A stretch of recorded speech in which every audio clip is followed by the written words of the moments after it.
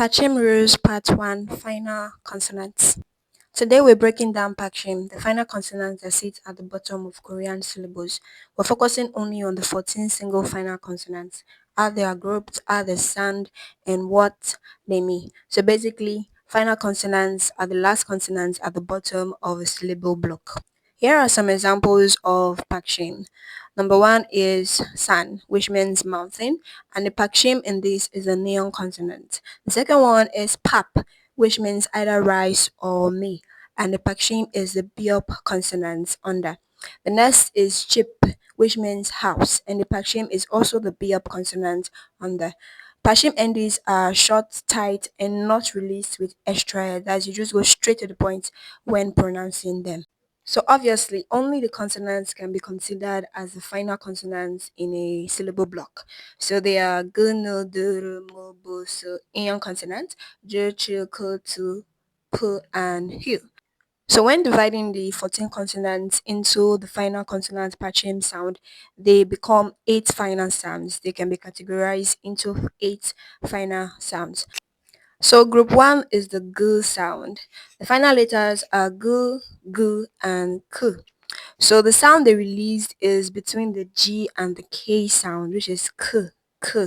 Examples is pak, which means God, also known as the name Pak. When you watch Korean movies and you see Pak Song King, Pak this and that, it's actually spelled as the biop consonant, the R vowel, and the giok consonant. So that is for Pak.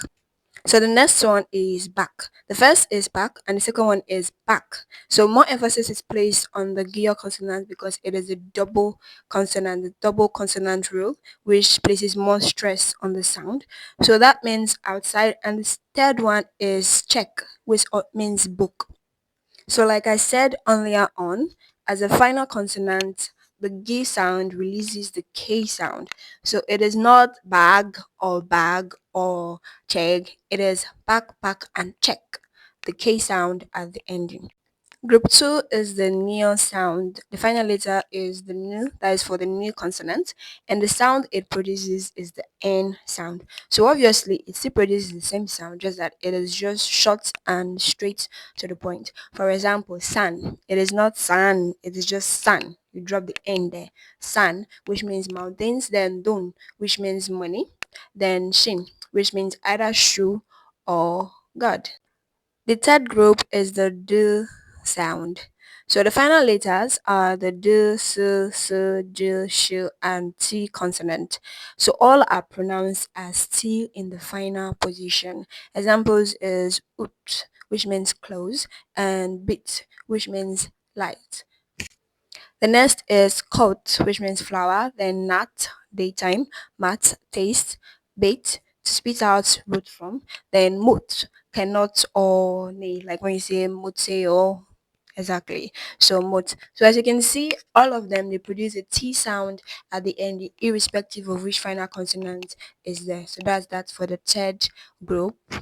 The fourth group is the real sound, the final letter real, and the sound it produces is the L sound. Examples are gil, which means road or path, dal, which means moon, then mul, which means water. So gil da mul. So it always produces the L sound as a final consonant. And the fifth group is the mu sound, the final letter mium. The sound it produces is the M sound. Examples is palm, which means night, or chestnut, depends on the context. Then the next is jam, which means spare time. So palm, jam. Like I said in the neo consonant, the M consonant as a final consonant, the sound is not drawn out, it is just dropped. So it is just pam, not pam, pam.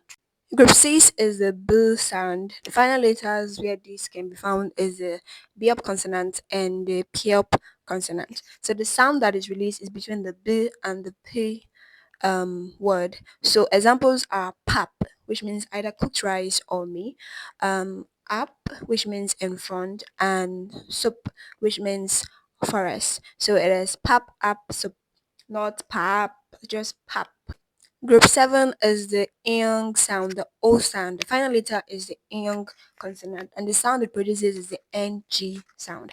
Examples: pang, tang, which means room, then gang, which means river, then kung, which means ball, then there's byung, bottle sickness. So anywhere you see the ion consonant as a final consonant, it produces the ng sound. So it adds the ng to the ending. So it's bang, gang, and rest. And the last group is the h sound.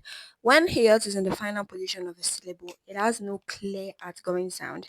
It basically breathes out silently at the end. There is no T, no H, no pop at all.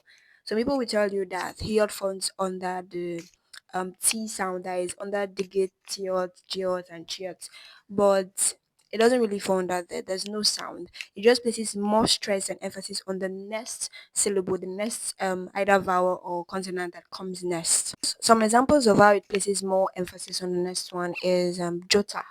The h is silent, but t intensifies. So you see that the digit consonant becomes the tiot consonant because of the emphasis that's been placed. So it's not jota, it is jota. The same with mata. It is not manda, it is manza. It places more emphasis and makes the digit becomes the T sound. The next one is sita. Sita. So yeah, no sound at all. The here sound is not there, but the D becomes a T sound because of the emphasis that is placed on it. And that is that for the final consonant. In the next video, we'll be talking about double final consonants. See you.